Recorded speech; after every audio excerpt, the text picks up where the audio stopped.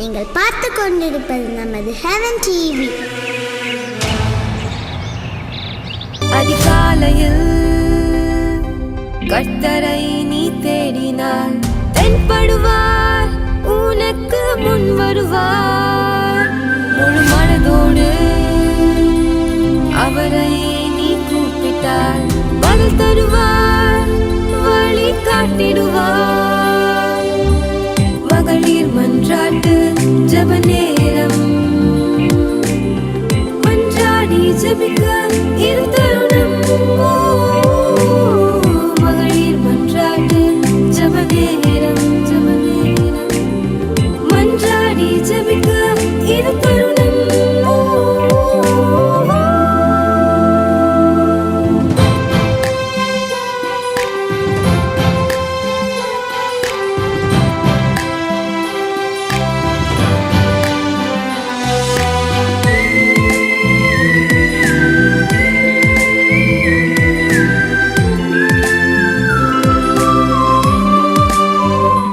Praise the Lord.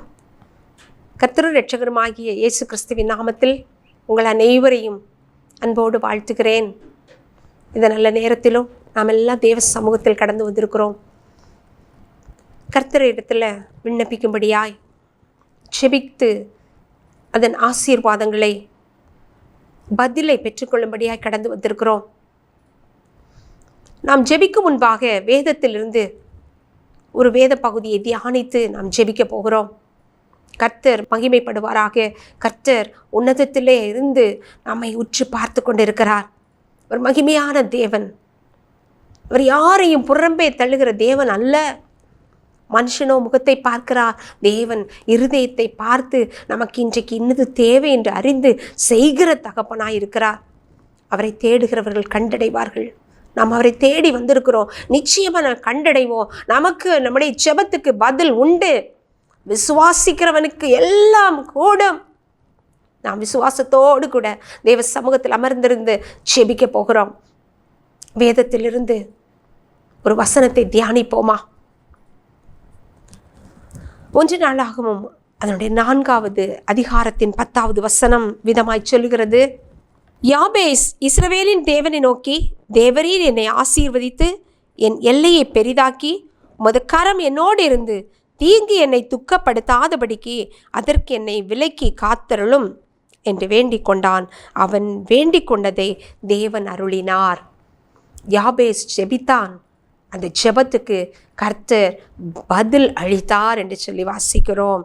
அவன் எல்லா தீங்கும் என்னை துக்கப்படுத்தாதபடி அதற்கு என்னை விலக்கி காத்து கொள்ளும் என்று வேண்டிக் கொண்டான். அவன் வேண்டிக் கொண்டதை அருளினார். நாமும் ஜெபிக்க வந்திருக்கிறோம். ஜெபிக்க வந்திருக்கிற நாம் விசுவாசத்தோடு ஜெபிப்போம், ஆனால் நிச்சயமாக பதிலை பெற்றுக்கொள்ளுவோம். இந்த யாபேஸ் தன் சகோதரர்களால் எல்லாராலும் நிராகரிக்கப்பட்ட ஒரு மனுஷன்தான்.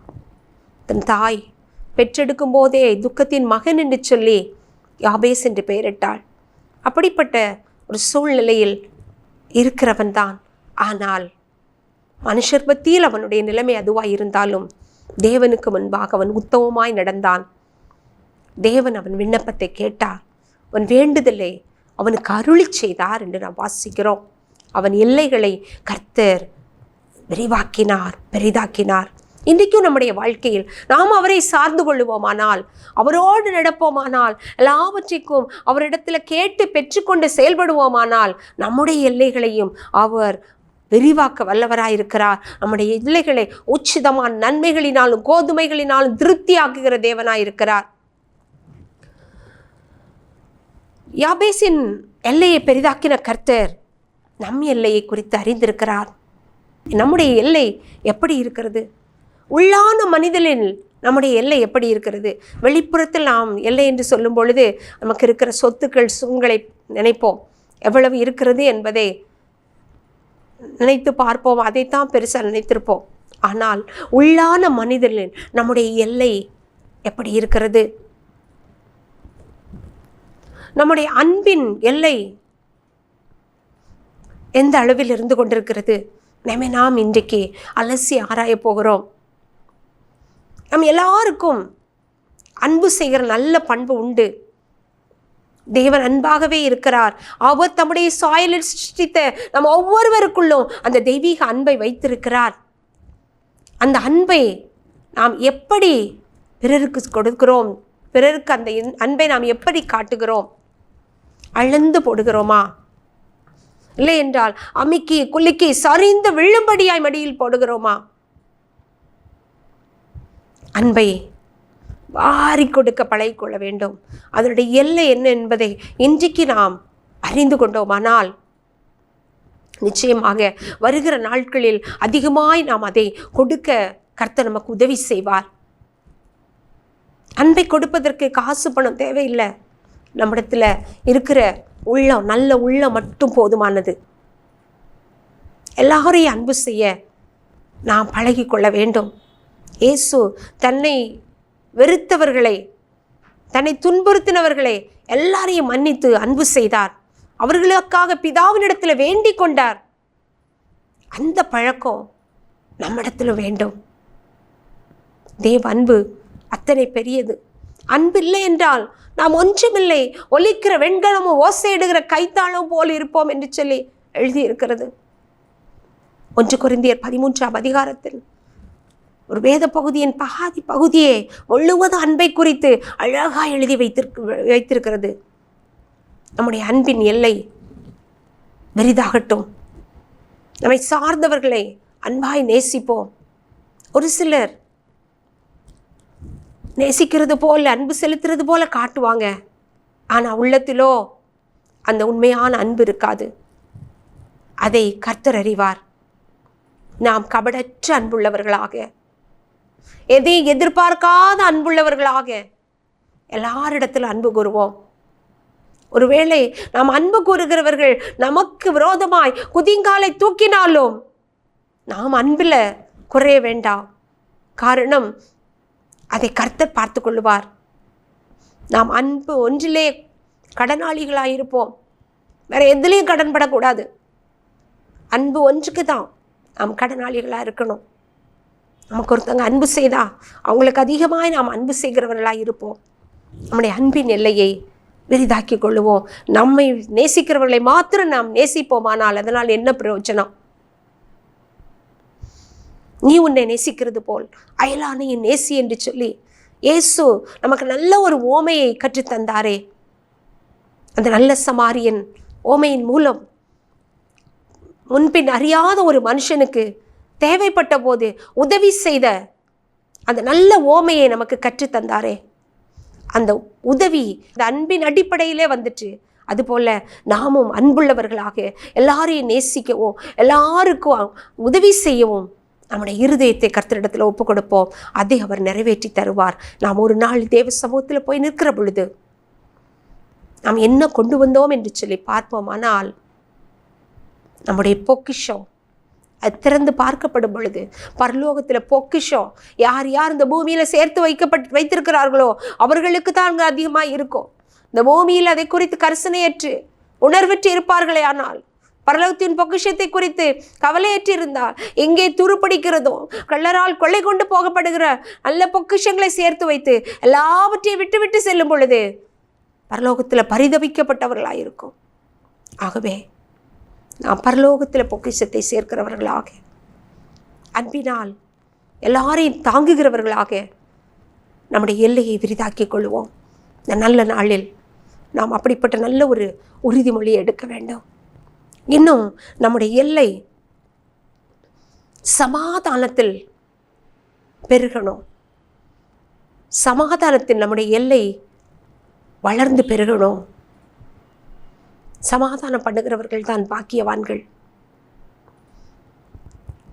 எல்லாரோடும் கூடுமான வரையில் சமாதானமாக இருங்கள் என்று கொரிந்தியரில் எழுதியிருக்கிறதே. நாமும் எல்லாரோடும் சமாதானமாக இருக்க கற்றுக்கொள்ளுவோம். அதை வாஞ்சிப்போம். முதலாவது வாஞ்சிக்கிற பொழுது அது நம்மால் செயல்படுத்த முடியும். ஆகவே எப்பொழுதும் எல்லாரோடும் சமாதானமாக இருக்க நம்மை ஒப்பு கொடுப்போம். கர்த்தர் நமக்கு உதவி செய்வார். அது நல்ல ஒரு சுவாபம். சமாதானம் பண்ணுகிறது ஒரு நல்ல கனி. அந்த கனி நம்மிடத்தில் அதிகமாய் வளரட்டும். அன்பின் கனி, சமாதானத்தின் கனி, 9 கனிகளும் நம்மிடத்தில் நிறைவாக இருக்கும்போது நம்முடைய எல்லைகள் விரிதாகும். எல்லையை பெரிதாக்கி கர்த்தர் ஆசீர்வதிப்பார். ஹல்லேலூயா, ஹல்லேலூயா. 3ஆவதாக நம்முடைய ஜெபத்தின் எல்லை பெரிதாகட்டும். ஜெப எல்லை. நாம் கடமைக்காக ஒவ்வொரு நாளும் ஜெபித்து போகிற பழக்கமுடையவர்களாக இருக்கிறோமா? இல்லை என்றால் நமக்கு மாத்திரம், நமக்காக, நம் குடும்பத்துக்காக ஜெபித்து கொண்டு இருக்கிறோமா? ஒவ்வொரு நாளும் நம்முடைய தேவைகளை சொல்லி சொல்லி புலம்பி புலம்பி ஜெபித்து கொண்டிருக்கிறோமா? தேவ சமூகத்தில் இருந்து இல்லாமைகளுக்காக அழுது அழுது மன்றாடி கொண்டிருக்கிறோமா? இது மாத்திரம் போதுமென்று இருந்து விட வேண்டாம். பிரியமானவர்களே, நம்முடைய ஜெபத்தின் எல்லை விரிதாகட்டும்.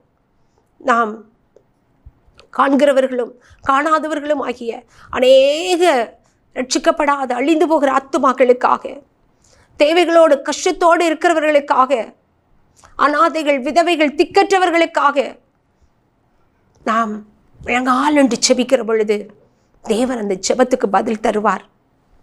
அந்த ஜெபம் நமக்கு ஒரு நல்ல உதவியாய், ஜெப உதவியாய் மாறும். நாம் ஒருவருக்கு செய்கிற ஜெப உதவியாய் மாறும். அந்த உதவிக்குரிய பிரதிபலனை கர்த்தர் பரத்திலிருந்து தருவார். இதை ஒரு நல்ல ஜெப ஊழியம் என்று கூட சொல்லலாம். ஆகவே அதிகமாக நம்முடைய ஜெபத்தின் எல்லையை விரிதாக்குவோம். பிறருக்காக பரிதபித்து ஜெபிக்கிற, மன்றாடி ஜெபிக்கிற அந்த ஜெபத்தை, ஆவியானவரை நாம் பெற்றுக்கொள்ளுவோம். தேவன் நமக்குள் இருந்து, பரிசுத்த ஆவியானவர் நமக்குள் இருந்து விண்ணப்பத்தோடு, ஸ்தோத்திரத்தோடு, துதியோடு ஜெபித்து ஜெயத்தை எடுக்க கிருபை தருவார். 4ஆவதாக நற்கிரியைகளை செய்ய நம்முடைய எல்லைகளை விரிதாக்குவோம். நல்ல நல்ல கிரியைகள் நம்முடைய வாழ்க்கையில், தான தர்மங்களை செய்தல், உதவிகளை செய்கிறது, ஒருவருக்கொருவர் தோள் கொடுக்கிறது, ஆறுதலாக இருக்கிறது, இவைகள் எல்லாம், இப்படிப்பட்ட நற்கிரியைகளை நாம் செய்வோமானால் கர்த்தர் நம்மில் பிரியப்படுவார். ஆவிக்குரிய மாத்திரமல்ல, உலக பிரகாரமான எல்லையையும் கர்த்தர் விரிவாக்கி தருவார். எப்பொழுதும் நற்கிரியை செய்கிறவர்களாக இருப்போம். அப்போஸ்தலர் 10ஆம் அதிகாரம் அதில் நாம் வாசிக்கிற பொழுது, கொர்நேலியு என்ற ஒரு மனுஷன் இருந்தான். அவன் புறஜாதியான். ஆனால் அவனுக்குள் ஒரு நல்ல பழக்கம் இருந்தது, கர்த்தருக்கு பயப்படுகிற பயம். எல்லா வேளைகளிலும் ஜெபிக்கிற ஒரு மனுஷனாய் இருந்தான். குடும்பத்தார் அனைவரோடு கூட ஜெபிக்கிற மனுஷன். கர்த்தருக்கு பயந்து ஒவ்வொரு நாளும் அவன் நற்கிரியைகளை செய்கிறவனாய் இருந்தான், தான தர்மங்களை செய்கிறவனாய் இருந்தான். கர்த்தர் அவன் ஜெபத்துக்கு பதில் கொடுத்தார். தூதனை அனுப்பி அவனோடு பேசினார். ஒரு புறஜாதியார் தூதனை அனுப்பி அவனோடு பேசினார். பேதுருவை அழைத்து வர சொல்லி, அவன் மாத்திரமல்ல, அவன் குடும்பத்தை சார்ந்த அத்தனை பேரையும் கொண்டு வந்து கர்த்தருடைய வசனங்களை கேட்டு அத்தனை பேர் ரட்சிக்கப்பட்டு அன்றைய தினமே ஞானஸ்தானம் பெறும்படியாய் ஒரு பெரிய காரியத்தை கர்த்தர் நிறைவேற்றினார். அவனுடைய எல்லை விரிதானது. பிரியமானவர்களே, நற்கிரை செய்கிறதற்கு நாம் தாமதிக்காதபடிக்கு, அதிலே சோர்ந்து போகாதபடி நாம் தீவிரமாய் அதை செய்வோம். ஏனென்றால் அநேக வேளையில் ஒருவருக்கு நற்காரியங்களை செய்யும் பொழுது நாம் அதற்குரிய பிரதிபலனை பெற்றுக்கொள்ள முடியாது. சில இடங்களில் நல்ல காரியத்தை, நற்கிரியை நாம் செய்திருப்போம். ஆனால் அதற்கு மாறாக நமக்கு விரோதமான வசைமொழிகளை கூட நாம் அனுபவித்திருப்போம். அவைகளை ஒன்றை குறித்தும் கவலைப்படக்கூடாது. ஏனென்றால் பிரதிபலன் எதிர்பாராமல் செய்கிற நற்கிரிகைக்கு பரலோகத்திலிருந்து பலன் உண்டு. நாம் கர்த்தரிடத்திலிருந்து மாத்திரம் அதை எதிர்பார்க்க வேண்டும். இல்லாதது பொல்லாததுக்காக நம்ம மேல குற்றம் சாட்டும் போது சந்தோஷப்பட்டு களி கூறுங்கள், பரலோகத்தில் பலன் மிகுதியாய் இருக்கும் என்று சொல்லி மத்தேயு 6ஆம் அதிகாரத்தில் வாசிக்கிறோம். பிரியமானவர்களே, நற்கிரியை செய்ய நாம் தாமதிக்க வேண்டாம். கர்த்தர் நமக்கு உதவி செய்வார், நம் எல்லைகளை பெரிதாக்குவார். வேதத்தில் இருந்து பார்ப்போமானால், யாத்திராகமம் அதனுடைய 3ஆம் அதிகாரத்தின் 24வது வசனம் இவ்விதமாய் சொல்கிறது: நான் புறஜாதிகளை உங்கள் முன்னின்று துரத்திவிட்டு உங்கள் எல்லைகளை விஸ்தாரமாக்குவேன். வருஷத்தில் 3 தரம் உங்கள் தேவனாகிய கர்த்தருடைய சந்நிதிக்கு முன்பாக காணப்பட போயிருக்கும் போது ஒருவரும் உங்கள் தேசத்தை இச்சிப்பதில்லை. வருஷத்தில் 3 தரம் இந்த இஸ்ரவேல் ஜனத்தின் ஆண் மக்கள் ஆலயத்துக்கு வர வேண்டும் என்பது ஒரு கட்டளை. அப்படி அவர்கள் ஆலயத்துக்கு போகும்போது அவர்களுக்கு உண்டானவைகளை யாராகிலும் கொள்ளையடித்து பட்சித்து போடுவார்கள். ஆனால் அப்படிப்பட்ட காரியங்களுக்கு நான் ஒப்பு கொடுக்க மாட்டேன் என்று சொல்லி கர்த்தர் அவர்களுக்கு வாக்குறுதி கொடுக்கிறார். பிரியமானவர்களே, கர்த்தரோடு இருக்கிற பிள்ளைகளுக்கு அவர்கள் எல்லைகளை விஸ்தாரமாக்குகிறதோ, அவர்கள் பொருட்களை அவர்களுடையதை பாதுகாத்து கொள்ளுவதும், ஆலயத்துக்கு போவதனால் அவர்களுக்கு அந்த நன்மை உண்டாவதையும் நாம் இதிலிருந்து பார்க்கிறோம். ஆலயத்துக்கு போகிறதுனால் அவர்களுடைய எல்லைகளை கர்த்தர் பெரிதாக்குகிறார், அதை பாதுகாக்கிறார். நம்முடைய வாழ்க்கையிலும் நாம் ஆலய காரியங்களுக்கு முதலிடம் கொடுப்போம். நம்முடைய வாழ்க்கையின் விஸ்தாரம் உண்டாகும். வாழ்க்கையின் எல்லை பெரிதாகும். நம்மை அவர் உயர்த்துவார், நம்மை பாதுகாப்பார். யாரிடத்திலும் ஒப்பு கொடுக்க விட மாட்டார். எங்கேயும் நம்மை ஒப்பு கொடுக்க மாட்டார். கர்த்தரே நம்மோடு இருப்பார். நாம் அவரிடத்தில் ஒப்பு கொடுக்கும் பொழுது அவர் நம் காரியங்களை எல்லாம் அவர் மேல் போட்டு எல்லாவற்றையும் நமக்காக செய்து முடிப்பார். நீதிமொழிகள் 15ஆம் அதிகாரம் அதனுடைய 26வது வசனத்தை பாருங்கள். அகங்காரியின் வீட்டை கர்த்தர் பிடுங்கி போடுவார், விதவையின் எல்லையையோ நிலைப்படுத்துவார். விதவைகளுடைய எல்லைகளை கர்த்தர் நிலைப்படுத்துவார். அதை நிலைப்படுத்துகிறதும் கர்த்தராயிருப்பார். யாருக்கும் பயப்பட வேண்டியதில்லை. விதவைகளின் எல்லைகளை கர்த்தர் நிலைப்படுத்துவேன் என்று வாக்கு கொடுத்திருக்கிறார். நான் என்ன செய்வேன் என்று கலங்கி கொண்டிருக்க அவசியமில்லை. கர்த்தர் கூட இருந்தார். நிச்சயமாக எல்லைகளை விஸ்தாரமாக்கவோ எல்லைகளை நிலைப்படுத்தவோ அவர் போதுமானவராயிருக்கிறார். சங்கீதம் 147 அதன் 14வது வசனம் விதமாய் சொல்லுகிறது, அவர் உன் வாசல்களை சமாதானம் உள்ளவைகளாக்கி உச்சிதமான கோதுமையினால் உன்னை திருப்தியாக்குகிறார். உச்சிதமான நன்மையினால் திருப்தியாக்குகிற கர்த்தர் எல்லைகளை விரிதாக்கி உச்சிதமான கோதுமையினால் நன்மையினாலும் திருப்தியாகிற கர்த்தர் நம்மோடு கூட இருக்கிறார். இந்த நாளிலும் அவர் நமக்கு சகாயராயிருப்பார். நாம் செய்ய வேண்டியதெல்லாம் அவரோடு இருப்போம். யாபேசை போல விண்ணப்பிக்கிறவர்களாய் இருப்போம். அவரை சார்ந்து கொள்ளுவோம். நம்மை அவருக்கு ஒப்பு கொடுப்போம். நம்முடையது எல்லாவற்றையும் அவருக்கு ஒப்பு கொடுப்போம். அவர் நம் எல்லைகளை விரிதாக்குவார், சமாதானம் உள்ளவைகளாக்குவார். உச்சிதமான கோதுமை நன்மையினால திருப்தியாக்கி எப்போதும் அவர் நம்மை நடத்துவார். இந்த வார்த்தைகளினால் கர்த்தர் தாமே நம்மை ஆசீர்வதிப்பாராக. ஆமேன், ஆமேன். எப்போது நாம் செபிக்கலாமா? அன்பின் பரலோக பிதாவே, எங்கள் நல்ல இயேசுவே, நம்ம மகிழ்ச்சியார் நல்ல வேலைக்காக உமக்கு நன்றி செலுத்துகிறோம்ப்பா. யாபேசின் எல்லைகளை விரிதாக்கின கர்த்தர் எங்கள் எல்லைகளை, எங்கள் வாழ்க்கையின் எல்லையை கர்த்தர் விரிதாக்குவீராக. எங்கள் வாழ்க்கையில் எவைகளில் நாங்கள் ஆண்டவரே விசாலப்பட வேண்டுமோ அந்த இடங்களெல்லாம் எங்களுக்கு ஆண்டவரே விசாலப்படுத்தி தாங்க, விரிதாக்கி தாங்கப்பா. எந்தெந்த பகுதிகளில் உயர்த்தப்பட வேண்டுமோ அந்த பகுதிகளை கர்த்தர் எங்களுக்கு உயர்த்துங்க என்று செபிக்கிறேனப்பா. செபிக்கிற ஒவ்வொரு குடும்பத்தையும் உடைய கரத்தில் தருகிறேன். ஒவ்வொரு குடும்பத்துக்குள்ளும் எந்தெந்த இடத்தில் ஆண்டவரே உயர்வு வேண்டுமோ, எந்தெந்த இடத்துல விஸ்தாரம் வேண்டுமோ கர்த்தர் இந்த நாள் கொடுத்து ஆசீர்வதிக்கும்படியாய் செபிக்கிறேனப்பா. குடும்ப தலைவர்களை ஆசீர்வதிங்க ஆண்டவரே. உச்சிதமான நன்மையினாலும் கோதுமையினாலும் திருப்தியாக்குகிற கர்த்தர் குடும்பத்தினுடைய எல்லா காரியங்களிலும் ஒரு நன்மையும் ஒரு உச்சிதமும் உண்டாகட்டும் என்று செபிக்கிறேன். கர்த்தர் பெரியவர், நல்லவர், இரக்கம் உள்ளவர். குடும்ப தலைவர்கள் கையிடுகிற வேலையில் ஆசீர்வாதமும் பாக்கியமும் நன்மையும் உண்டாகட்டும் அப்பா. எல்லைகள் விரிதாகட்டும் ஆண்டவரே. யார் யார் ஆமென் எனக்கென்று சொல்லி ஒன்றுமில்லையே, குடியிருக்க வீடு இல்லையே என்று அப்பா பரிதபித்துக் கொண்டிருக்கிறார்களோ அப்படிப்பட்டவர்களை ஒரு விசை கண்ணோக்கி பாருங்கப்பா. அவர்கள் ஆண்டவரே குடியிருப்பின் எல்லையை நீங்க குறித்து கொடுங்கப்பா. அது எப்படி ஆகும்? அது கர்த்தரால் ஆகும். கர்த்தரை தஞ்சமாய் கொண்டிருக்கிற ஜனம் பாக்கியம் உள்ளதல்லவோ. உமையே பற்றி கொண்டிருக்கிறபடியினால் பூரண சமாதானத்துக்குள்ளவர்களை நடத்துவீராக. நல்ல வீடு வாசலை கொடுப்பீராக.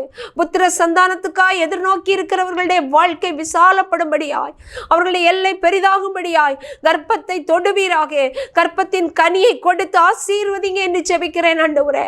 எந்த குடும்பங்களில் எல்லாம் ஆண்டவரே பண தேவையோடு இருக்கிறார்களோ அவர்கள் நீருடைய வாரத்தின் பொக்கிஷ சாலையை திறந்து பரத்திலிருந்து ஆண்டவரே நன்மையான ஈவுகளை கொடுக்கும்படியாய் ஜெபிக்கிறேன். நன்மை இறங்கி வரட்டும் ஐயா.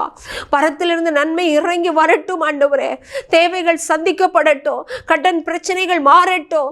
ஆமென். வியாதியினால கஷ்டப்படுகிறவர்களுக்கு என் தேவன் உன்னுடைய பரிபூர்ண சுகத்தை கட்டளையிடுவீராக. அல்லேலூயா, உமக்கு ஸ்தோத்திரம் அப்பா. வியாதியை உன்னை விட்டு எடுத்து போடுவேன் என்று சொல்லி சொன்ன தகப்பன், எகிப்துக்குண்டான வியாதி ஒன்று உன்னை அணுகாது என்று சொன்ன தேவன், ஓ வியாதியை குடும்பங்களை விட்டு மாற்றும்படியாய் ஜெபிக்கிறேன். எல்லாருக்குள்ள சுகமும் பலமும் சமாதானமும் சந்தோஷமும் திரளாய் பெருகட்டும் அப்பா. குடும்பங்கள் ஆசீர்வாதமாய் இருக்கட்டும், ஆசீர்வாதமாய் இருக்கட்டும் தகப்பனே.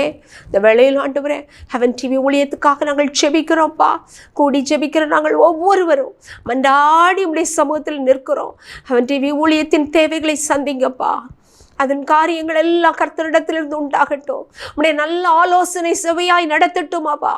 ஆண்டவரே, இதன் மூலம் டிவி மூலமாய் பிராட்காஸ்ட் பண்ணப்படுகிற எல்லாவற்றையும் கர்த்தர் ஆசீர்வதித்து அதன் எல்லையை விரிதாக்கி எங்கெல்லாம் ஆண்டவரே உடைய சுவிசேஷம் பரம்ப முடியுமோ அங்கெல்லாம் நீர் உடைய சுவிசேஷத்தை அனுப்புவீராக. சுவிசேஷம் பரம்பட்டும், ஜனங்கள் ரட்சிக்கப்படட்டும். நம்முடைய ஆண்டவரே ஸ்தோத்திர நாமம் மகிமைப்படட்டும் தகப்பனே. நேஷன் ஊழியத்துக்காக ஸ்தோத்திரம் அப்பா. தேவைகளை சந்தித்து ஒவ்வொரு நாளும் போஷிக்க ஆண்டவரே, தேவைகள் மத்தியில் இருக்கிறவர்கள், பசியாய் இருக்கிறவர்களே பசியாற்ற கர்த்தர் உம்முடைய கரத்தை நீட்டும்படியாய் ஜெபிக்கிறேன். மனுஷரை எழுப்பி தரும்படியாய் ஜெபிக்கிறேன். கர்த்தர் அதிசயத்தை காண பண்ணுங்க. நேபாள் ஊழியர்களுக்காக ஸ்தோத்திரம். கர்த்தருடைய நாமத்தினால அப்பா அந்த இடத்துல பெரிய ஒரு ஆண்டவரை எழுப்புதல் உண்டாகட்டும், மனம் திரும்புதல் உண்டாகட்டும். நேபாளை அப்பா ஜனத்தை கொண்டே நேபாளை ரட்சிக்க போகிறீர், அதற்காக உமக்கு ஸ்தோத்திரம் அப்பா. கர்த்தர் அந்த இடங்களில் நீர் மகிமைப்படுவீராக. அங்கே இருக்கிற அடிமைதன இருப்புகள் மாறட்டும் என்று ஜெபிக்கிறோம். அங்கே கர்த்தருடைய அப்பா சுவிசேஷத்தின் எல்லை பெருகட்டும் அப்பா. கர்த்தர் பெரிய காரியங்களை செய்யுங்க. எல்லா தேவைகளும் சந்திக்கப்படட்டும். ஆண்டவரே, ஃபவுண்டருக்காக ஸ்தோத்திரம். குடும்பத்தை ஆசீர்வதியும். இன்னும் உடைய நல்ல வழியில் உடைய திட்டத்தில் நடத்துங்க என்று ஜெபிக்கிறேன். அங்கே அப்பா ஊழியம் செய்கிற அத்தனை ஊழியக்காரர்களுக்காக ஸ்தோத்திரம்.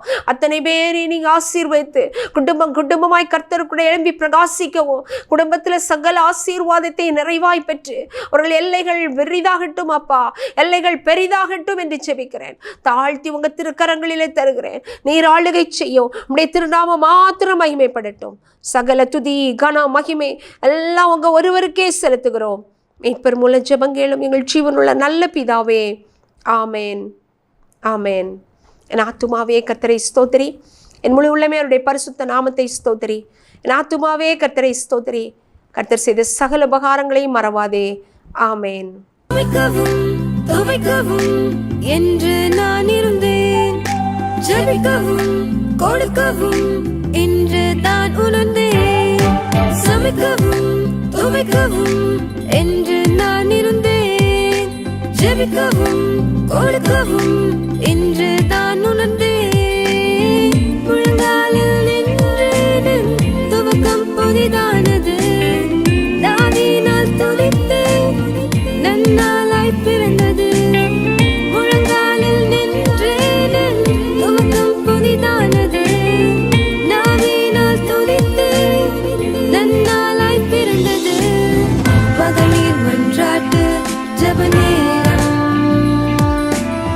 மன்றாடி ஜெபிக்க இது தருணம்.